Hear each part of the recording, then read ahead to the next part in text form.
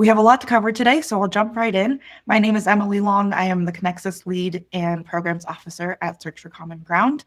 And today's ConnexUs Thursday talk is about deliberative technology. We are very grateful to be joined by Lena Slack-Mulder, who is the senior advisor for digital peace building at Search for Common Ground and the co-chair for Tech Council on Tech and Social Cohesion.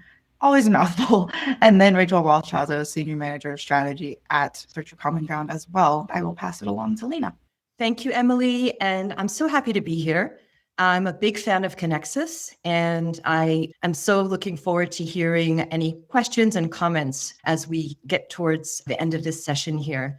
So we're going to look at deliberative tech and how it can be useful for your work as change makers, as facilitators, and as peace builders.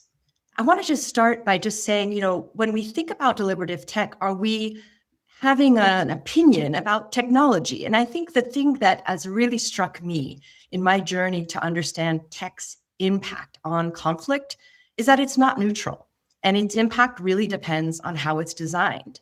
And what we see today, and I'm sure many of you are also experiencing, is that our social media platforms today are fueling polarization, they're triggering offline violence, and self-harm and addiction.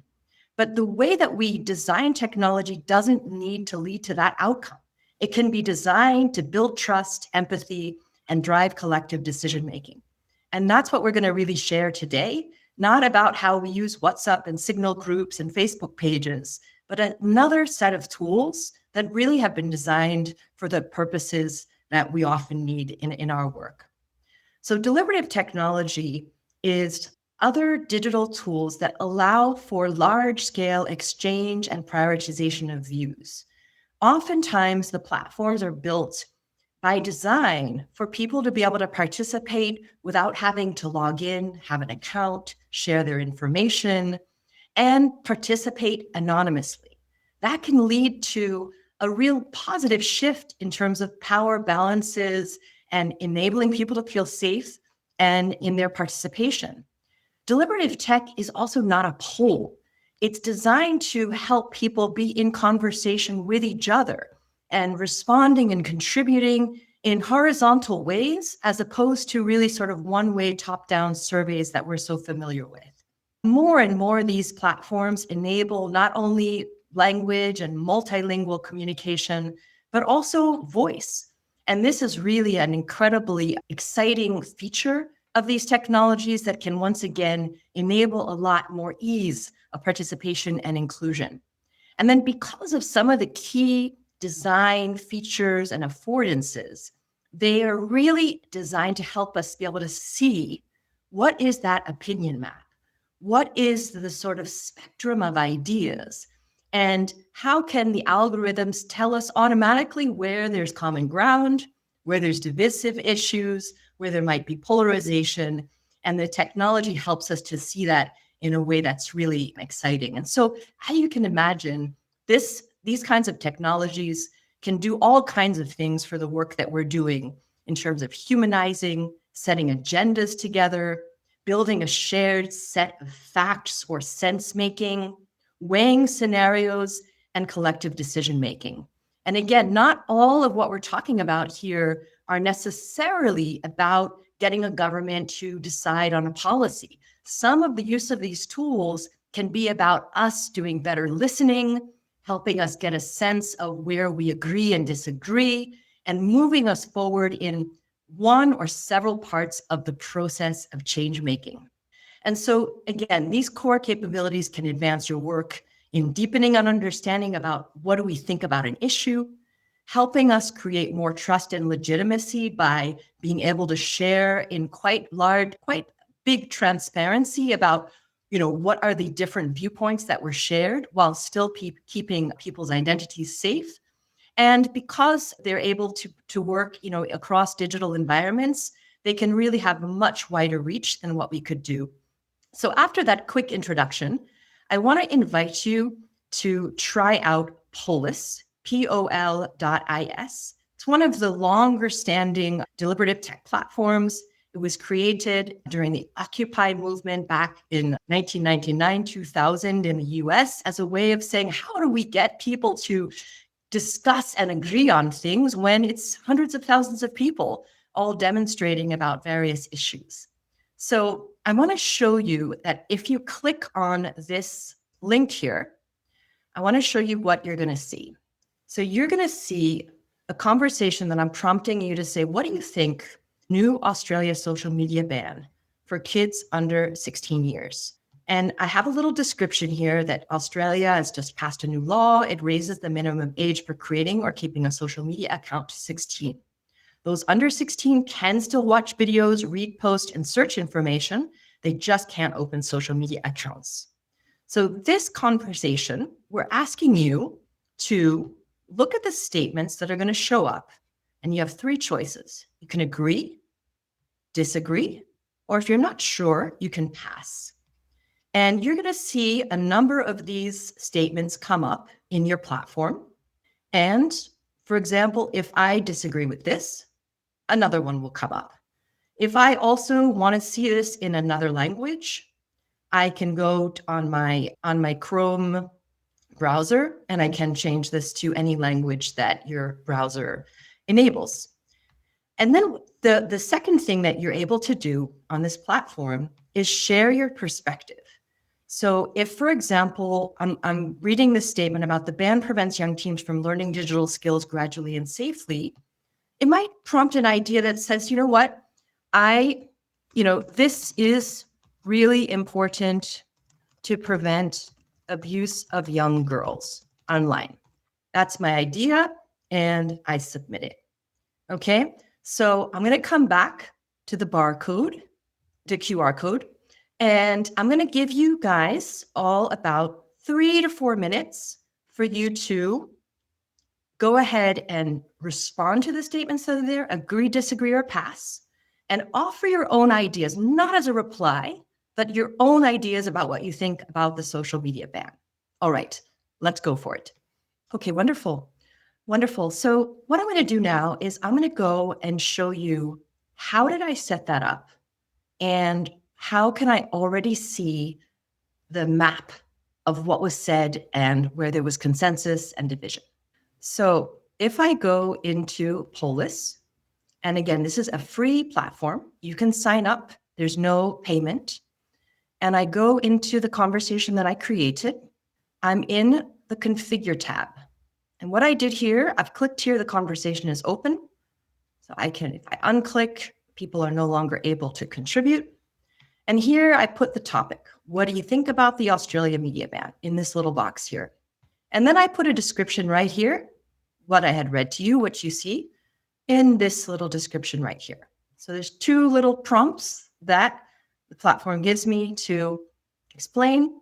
And then the third thing that I did when I set it up was put in seed comments. These are the initial ideas to kick off the conversation. And in those seed comments, I tried to be specific, offering pros and cons and different considerations in a way to get you thinking and begin the mapping to happen, in addition to prompting you to already see what you thought. Okay.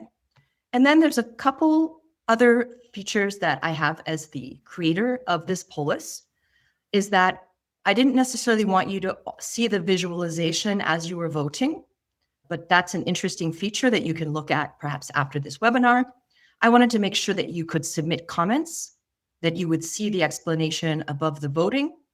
And also I wanted to moderate and approve the comments before others could see them. So that was the setup.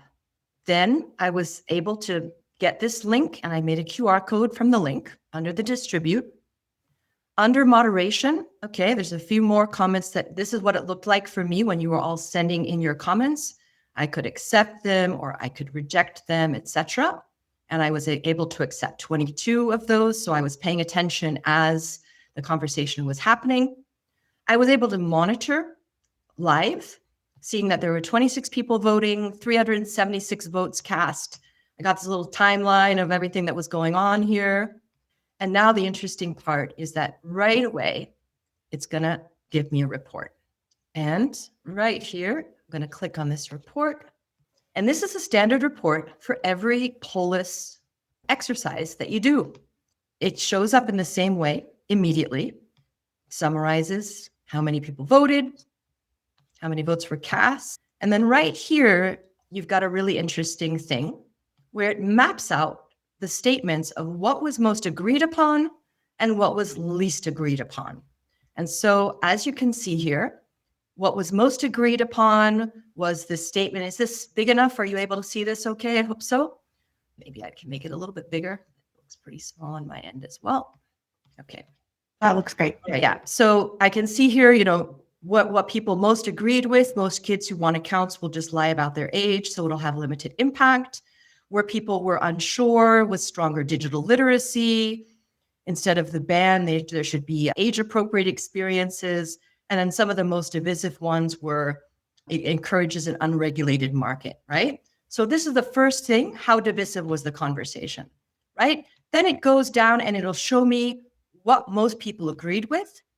And what it does is it gives you an overall sense of what was agreed upon. And then Polis algorithms automatically create 2, sometimes 3 opinion groups, simply based not on who you are, not on your email address or your gender, but on how you voted.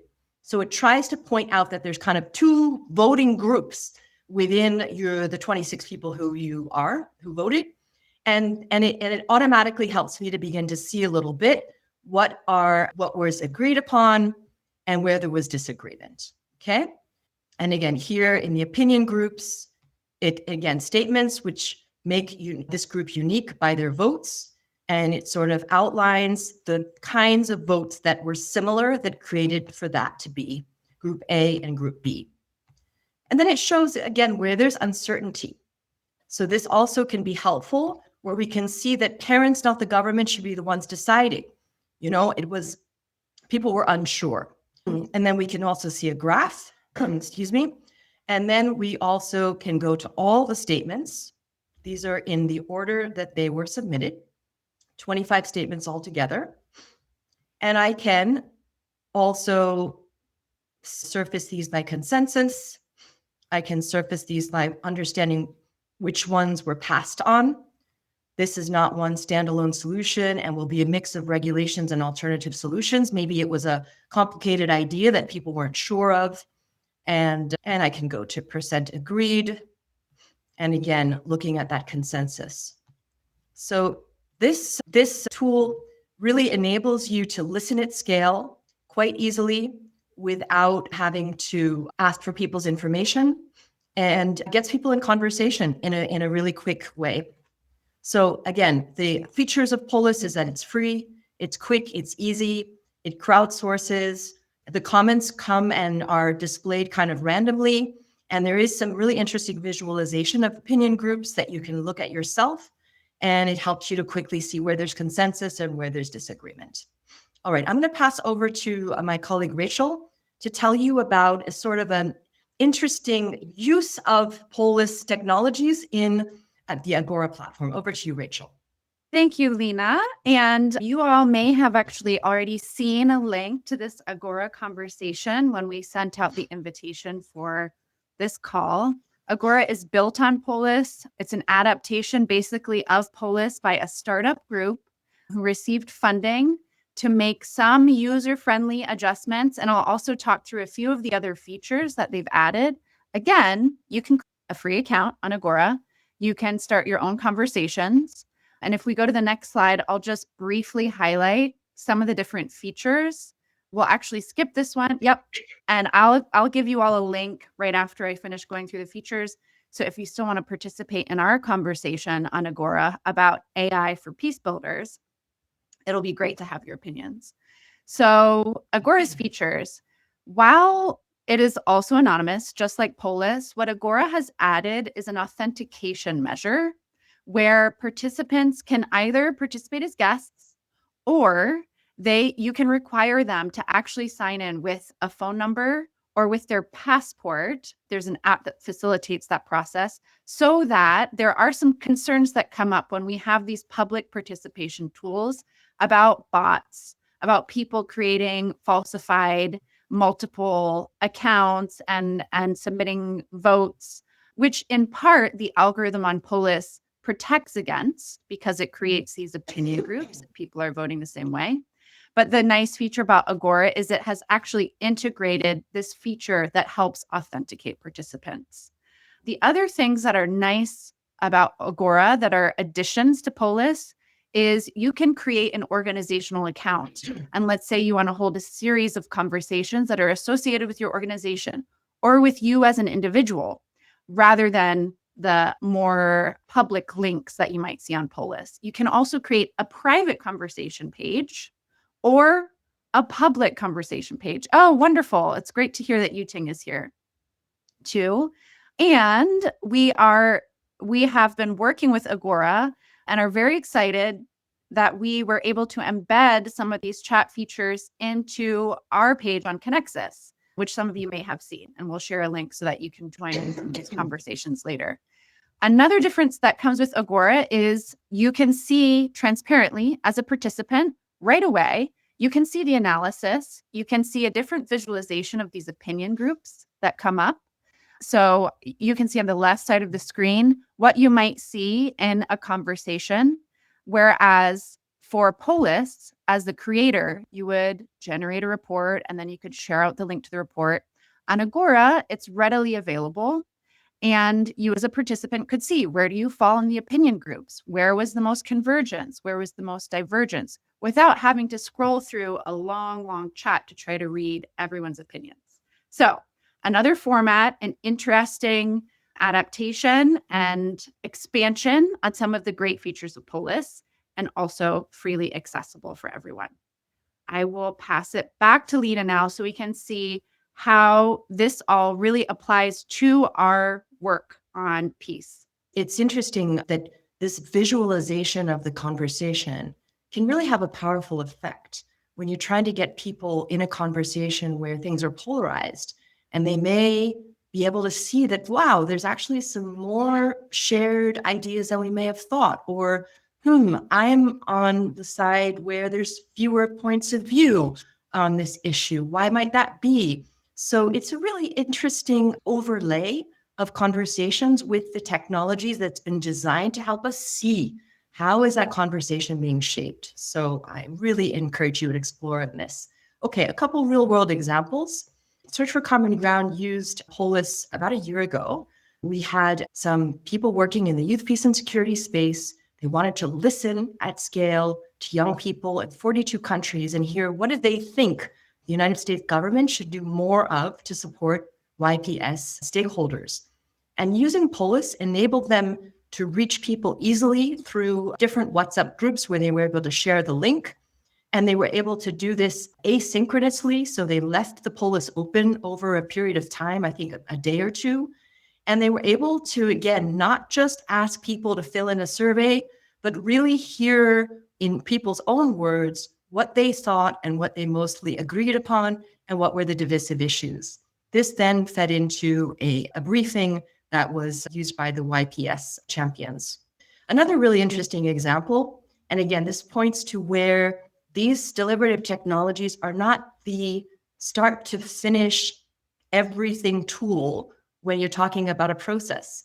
So the digital peace building organization BuildUp used Polis as part of helping an in-person meeting with a civil society group from Sudan to be able to listen more widely beyond the gathering of 600 people. They were able to reach out to different networks through different WhatsApp groups and Signal groups and hear the viewpoints of another 6,000 people about the issues on the agenda for that 2 to 3 day summit. And that was really enabled by the use of Polis. Another platform that we use, and if others on the call are interested in knowing more about this, I encourage you to write to Emily or myself, is Remesh, which for many years has been used with the UN Peace Building and Innovation Cell to do listening at scale, sometimes in live sessions where people are, in a very similar way to what you've seen in Polis, exchanging ideas, voting, ranking, and giving their input. And this has been done in peace processes from Libya to Yemen to Iraq. Remesh offers a number of other features, still while enabling people to participate anonymously, but it does enable you to collect some more information demographically to be able to do more disaggregated data analysis than is possible with Polis. And one other platform is called crowdsmart.ai. And this is, again, a simple tool where people are able to rank and contribute ideas. And this example from Cincinnati in the US was used in a workshop where there was a very sensitive conversation underway about gun violence with a diverse group of people in the room. And there were all the kinds of things that would be familiar to so many of you: power dynamics, egos, people feeling as though it was perhaps a taboo to say certain things. And when they integrated the use of the CrowdSmart AI tool as part of the in-person meeting, it enabled a kind of an equalizing factor and for more views to be heard than maybe the in-person norms would have allowed for. And I love this example because it was able to show how when tech is designed in a certain way and used in the right moment in your right process point, it can actually really bring value to in-person work. So as you saw in the invite, we have produced 8 videos in 3 languages. We can share the link again after this call. And we've also created a custom GPT, a chatbot, where it's been specifically trained to understand how Polis and Remesh work and guide you step by step to do it. I'll be very honest that I used it today to help me find the right formulation and seed comments to get that conversation going in the right way about the Australia social media ban. So it's super interesting, way more patient than me or Rachel to answer all your questions at any hour of the day. So I really encourage you to use it. All right, over to you, Rachel, for some lessons learned before we open it up for questions. Sure. Thanks, Lena. I'll try to keep these brief. I think these lessons have come from our experience as well as experience of others who have been using these tools in their programming or in their conversations with people. I think one of the big lessons that we've had is there needs to be a really clear end goal. Where are you going with this conversation? How are you going to use it? And we have found that, for example, if we put out a conversation topic and we just say generally, hey, participate in this conversation without saying how we're going to use it, what its purpose is for, who will be listening to it, and what action will be taken upon it, we see much lower levels of engagement. Just like any kind of engagement effort, any kind of outreach or conversation, you want to already have identified explicitly what you will do with all of that information, perspectives, and data that you draw from the process. Some of the ways that I have been working with different partners to use deliberative tech has been on youth, peace, and security national action plans. And being able to say that the use of one of these tools, whether it's Remesh or Polis or Agora, is going to feed into a national action plan, the way that it's shaped, that policy, we have found just offers a really concrete way for people to feel like their voice is heard and reflected. And that's a really important part of the process. I would also say that, as in any of our other work, trust is really foundational. And so you could send a link to anyone. If they're going to respond, though, they need to know who you are. You've probably been engaging them for a while. You're probably going to want to reach them through a channel that they're comfortable with. That means sometimes it's not sending a link over email. Maybe it's sending a link over WhatsApp. Maybe it's calling people together for a meeting and putting up a QR code, or maybe it's printing out flyers and giving it to people to take home. So it's the same principles that you would use in good work with people applies here as well. I would also say really considering the accessibility of the tools, testing them in advance to make sure that it will work on the types of phones that people have, that it will work in the locations where they will be, that it is available in their languages. These are key, good practice principles, but easy to forget sometimes when we think that technology is going to solve all our problems for us. A few final points are just, we have found so much value, as in any good research or dialogue process, that if we co-design the questions, the flow of the conversation, and the way a topic is framed, we find much higher levels of understanding, first of all, of what the topic is we're really trying to delve into, and ability to get into the nuance that we want to get into. And finally, this important point of keeping the humans in the loop. That means sometimes also considering, is there a way that we could be virtually or in person connected around the use of these tools? One way I have seen this work really well, still in online spaces, is holding a session where people were going to be meeting virtually anyway, giving them the tool, allowing them to use it during the meeting, and kind of reflecting aloud as some of the insights come in, and then reflecting as a group on them. The tool is helpful because it allows that anonymous participation. If you think about any of the online meetings that you've been in, where there's more than 2 people in the call, it often means that someone might not get heard. These tools allow each person's voice to be heard fairly equitably. And so it allows a different set of perspectives to come out. It's much richer.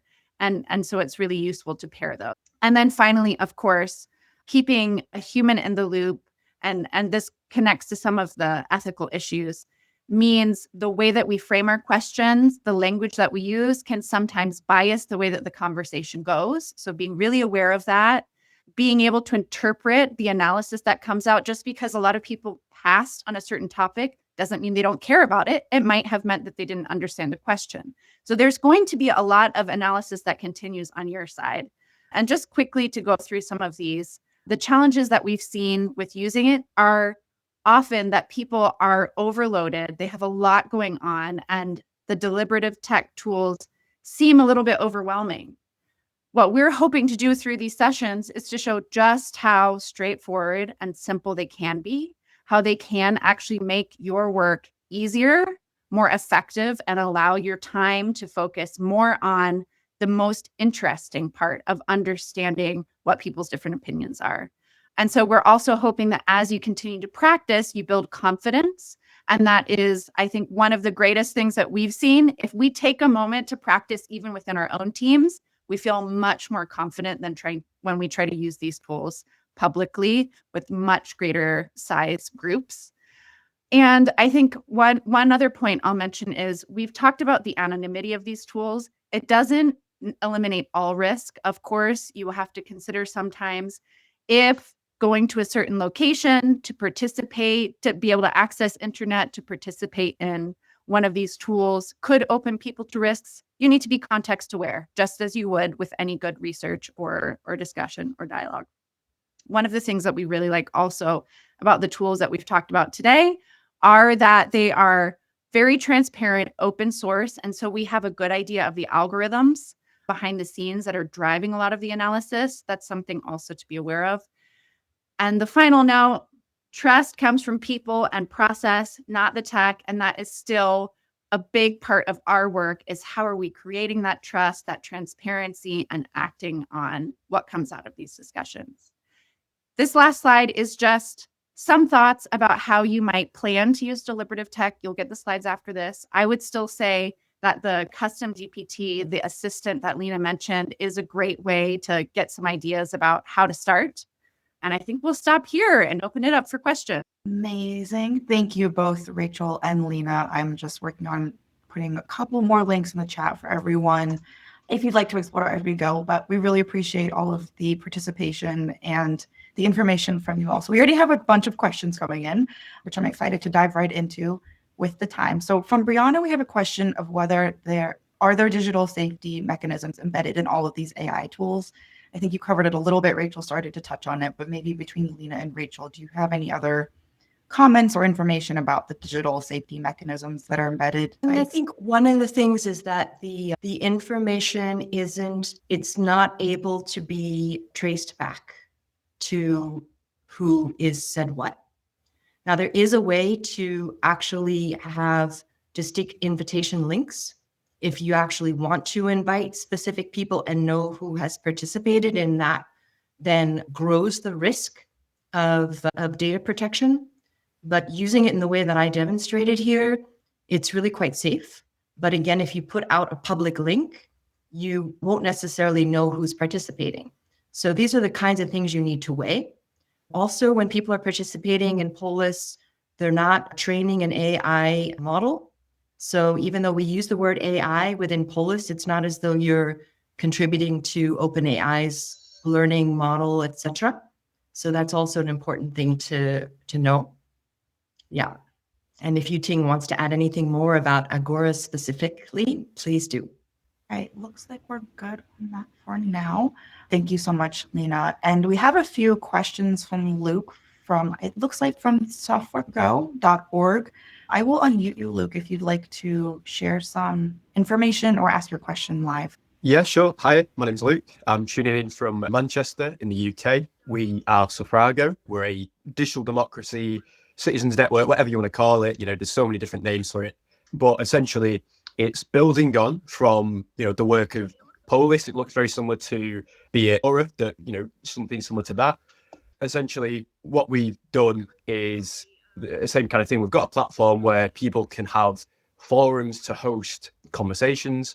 It uses the same kind of tech as Polis, where essentially it deconstructs and then reconstructs people's statements and then creates these various different tribes so that you can see where people are aligning on certain issues or, what the groupings are on various topics. We've also got, various different kinds of voting, from strongly agree to disagree, ranked voting, list voting, yes, no voting, all this kind of stuff. We've got a network of local democracy reporters as well, which supplements our kind of campaigns and outreach. So, for example, if we've got a conversation going, and we've got one going right now, actually, a project on the new Chinese embassy, which is proposed in London, quite a big topic. It's got national security concerns. It's got diplomacy concerns as well. And, it's not just something that is only newsworthy in the UK either. There's been a lot of American news networks covering it because obviously the US have got a big stake in this. But yeah, we've got local democracy reporters who essentially, they produce local journalistic content, but also they tie it into our conversations. So this can be on, any kind of topic. So let's say there's loads of traffic in a neighborhood.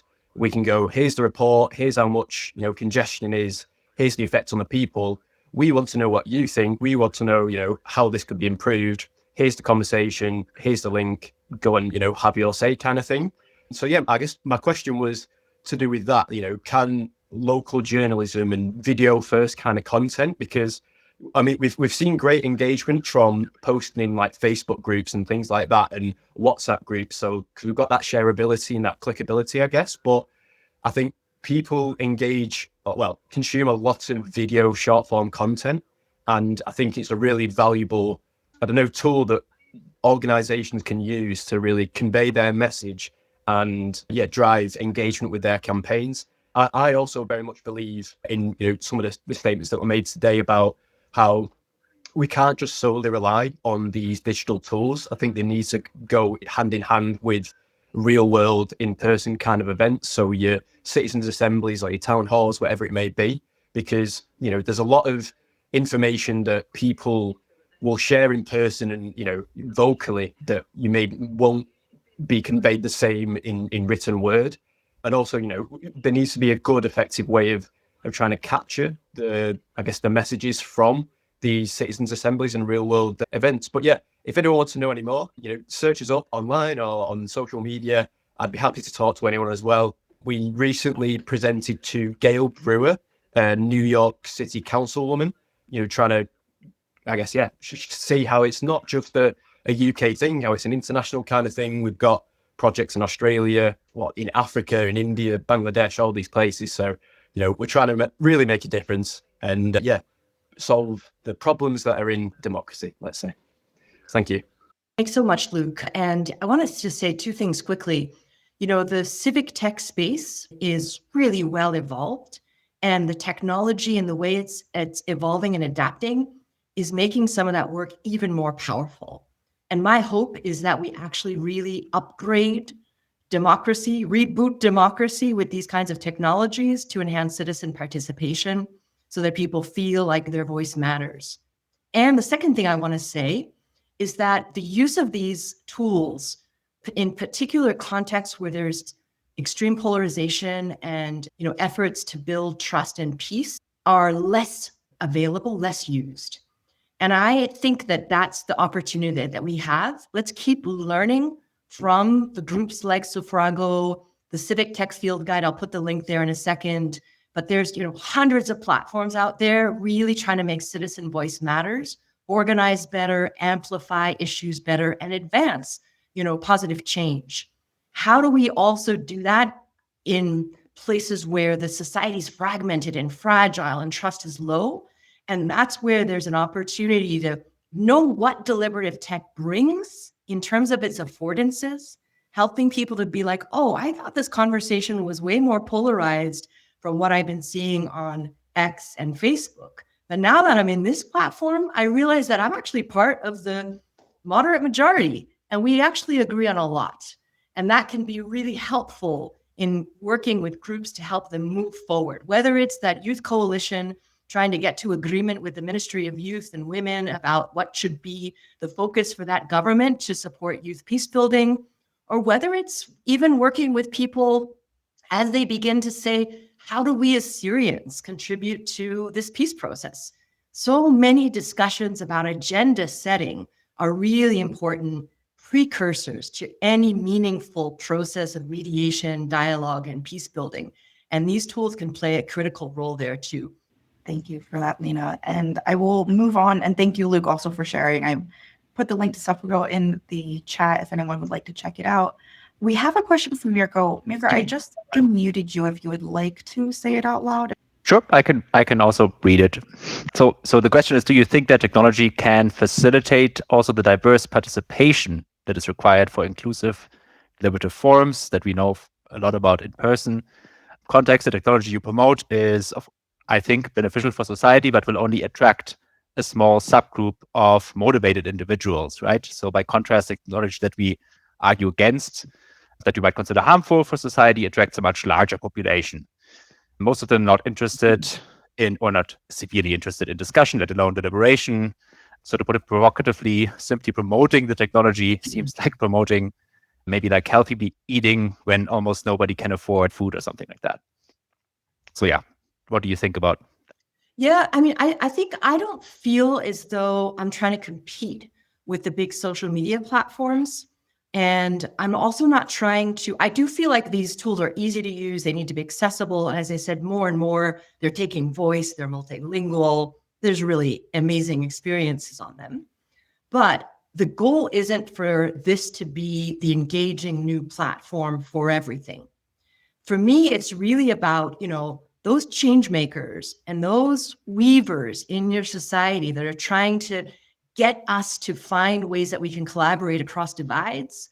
How can we use these tools better? Because they have certain affordances in the tech design that can be complementary to how you decide that you want to engage people. And you could decide to put out a public link, but you're right that it's going to be hard to get people to click. And probably just like we used to have the people who used to phone in the radio shows, the people with more extreme voices are going to be the ones most likely to click.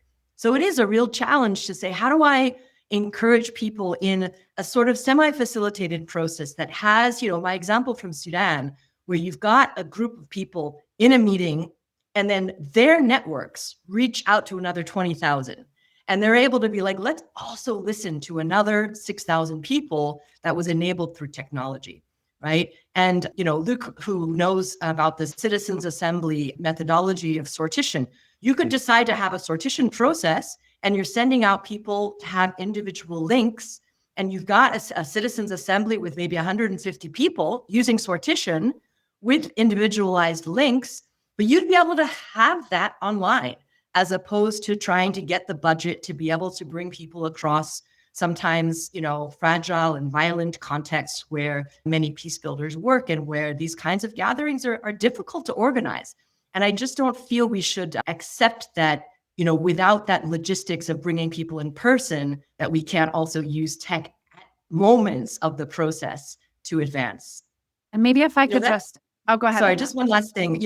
I do want to say that I do dream of a world where when you look at your phone and you are on Facebook, you can end up going to Facebook Marketplace, Facebook events.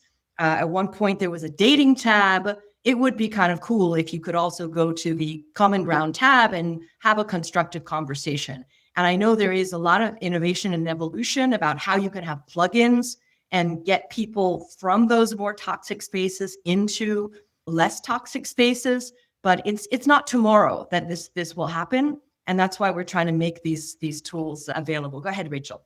I was just going to add a bit on the efficiencies that this offers. And I think part of your question was also, are we leaving behind the same people who get left behind already?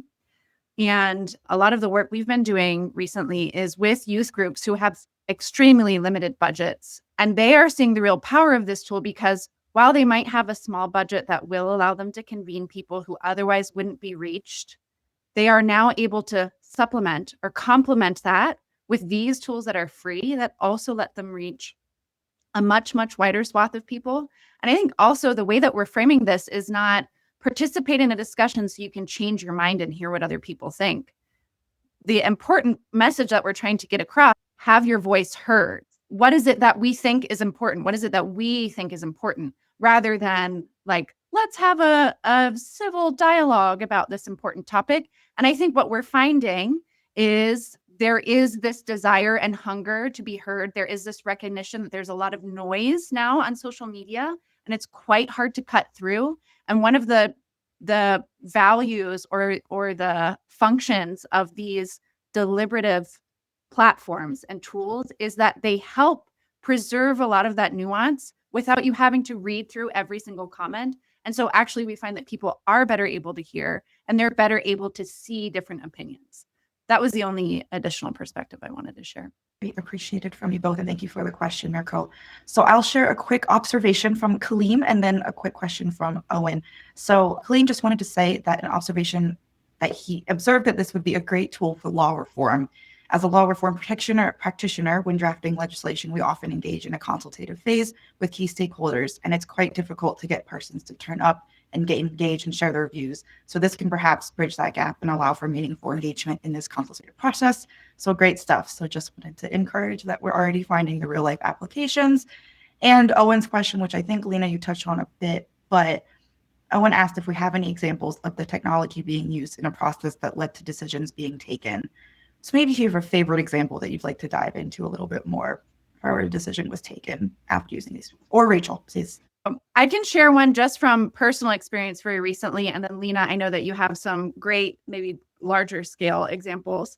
So we use these tools. We have been supporting youth, peace, and security national action plans, where we're trying to take this international agenda or policy that says, unlike this common narrative that we hear, which is that young people are troublemakers or they're burdens that we have to deal with, and said there's this recognition that young people are active participants and contributors in peace. Many countries are now adopting policies around this. What does that actually mean? What does that mean for where a government invests its resources or structures its decision-making around security, or where it gets its information and intelligence around peace and security? In this process, we've been supporting the YPS coalitions, Youth, Peace, and Security coalitions, to use some of these tools. And as they are drafting the policy, we used one of these tools. They shared it out. We had a workshop where there were, I think, around 30 people in the room, and they were meant to be representatives of the constituents that they work with, which included young people from all walks of life, all kinds of backgrounds. And they were trying to decide what are the priorities that really matter for this policy or for this national action plan. And they came up with a set of priorities. We also asked them to use a tool that would allow them to listen to young people who were not in the room. And so they sent it out, and it was a short period of time. I think we just got 60 more opinions, 60 to 100 more opinions. But what came back was that the priority list had flipped a little bit. And where those in the room had said, one of our biggest focuses needs to just be on economic participation, on employment, young people outside the room, because we were able to reach many more, said, you cannot forget our safety and security. We need to know that we can walk in the streets and not feel harassed by police, for example. And so what that shifted was what became a priority area for that national action plan. So that's one very simple recent example, but there are tons, including where governments have used these tools to draft policies directly. Yeah, go ahead, Lena. No, I think, again, the Civic Tech Field Guide, I've just put in a couple other platforms that are used in hundreds of countries around the world. So the The key lesson from civic tech is that you do need a buy-in from governments, whether they're saying we're going to do a participatory budgeting process or we're actually seeking consultation because it's going to go to XYZ process. Those are key things. And without that, you're right, people will not participate the second time or the third time. And again, in deliberative tech for peace building purposes, you do want decisions to be made, but you also want an advancement in the process of inclusion, participation, belonging, keeping that agency up, addressing polarization. These are all key things to keep that momentum up for the very change makers that we're all enabling and supporting and strengthening, et cetera, across the world. And I think that's what's really intriguing to me. One of the examples that I was super impressed with was, after the outbreak of the war, Israel-Gaza war on October 7th, it was impossible to bring Israelis and Palestinians together to remesh as a way to have conversations amongst peace builders, people who identified as peace builders in Israel and Palestine, and were able to come and use a series of deliberative tech conversations to simply say, these are some values we share, and these are our red lines. That process took many months, but it led to something that people could say, okay, there's still something we share, and then what can we build on with that, right? In a context where no in-person engagement would have been possible, and using Zoom or a normal video or a WhatsApp group just would not have worked. So there's promise, and I really hope that we can have, this time next year, another dozen or so good cases to share with the ConnexUs community. That would be brilliant. Hopefully, yeah, we can make this an annual tradition to have our deliberative tech check-in every year. So I have one more question from Elizabeth, and then I think we will be wrapping it up unless anyone else would like to raise their hand or drop something in the chat. But Elizabeth wanted to know, are there any resources out there on how to best design a deliberative process using these tools in different digital environments? Are you aware of any resources to share? Or is this a call for resources among our community? I would say a great starting point is to use that custom GPT that we're sharing that actually answers a ton of the basic questions. And the nice thing about it is sometimes you might even be too embarrassed to ask some of the most basic questions, and it lets you explore everything that you might need to ask. Like, wait a second, what is deliberative technology again? It can answer all of that for you. And I think that's a good starting point. And then there are resources, and Lena shared some of them already. We have the introductory course that does go through a bit of best practices for using deliberative tech and peace building. And I think those are really good starting points. And then also, we are available too for follow-up and to have further conversations once you get through those resources, to have further conversations. No, absolutely. And I think, neither Rachel or I would deny that there is still a digital divide, and that the digital divide is growing smaller, not bigger. And for those who do have access to technology in conflict-affected contexts, they often have more outsized influence, if I can say that. And so we do continue to encourage people, even in places where not everybody has perfect digital connection, to try to use these tools. Polis is remarkably light. And so it's not going to need a whole, like webcam and video and things like that. That's also why we wanted to share that tool today, same with Agora. So yeah, I think there's just more to do. And again, if any of you are experimenting, we'd love to hear what you're learning. So please don't hesitate to get back to us. Absolutely. I'll pass it. Yeah, Lisa, please go ahead. Hi, everyone. Thanks so much for this wonderful presentation. I just wanted to let you know from that last question that we've been writing a handbook on process design with deliberative tech for peace builders in specific, but more generally for civil society. And that will be out in the spring. And it's been a 3-year process. Lena has been part of the 2 big workshops that we've held over the last 2 years, where a lot of these case studies have been shared. So look for that. It'll be out of the University of Notre Dame and the Toda Peace Institute. Thank you so much for the work you're leading on all of that, Lisa. We've just given a little sliver of it today, but thank you for all you're doing. Exactly. Perfect. Well, that's great timing. We're on the hour. I just want to say a big thank you to Lena and Rachel for all of your presentations. Thank you and all of your information that you shared today. And thank you for everyone who joined us with your questions and participation. This will be the last ConnexUs Thursday Talk of this year, and also my last ConnexUs Thursday Talk. I will be leaving Search and ConnexUs, but I've really enjoyed working on the platform for the past 5 years and really being a part of this community. So thank you all for all of the participation and all of the community really that we've had here. So with that, Rachel or Lena, any final words, any closing words for our crowd? I would love to say a huge thank you to you, Emily. Emily has championed a lot of innovation on the ConnexUs platform that she is too shy to take credit for, including this partnership with Agora and Yuting, and bringing up some of these really timely, important conversations for our field. So thank you, Emily, and thank you all for being here. Amazing. Thank you. Take care, everyone. Have a great holiday season. Bye.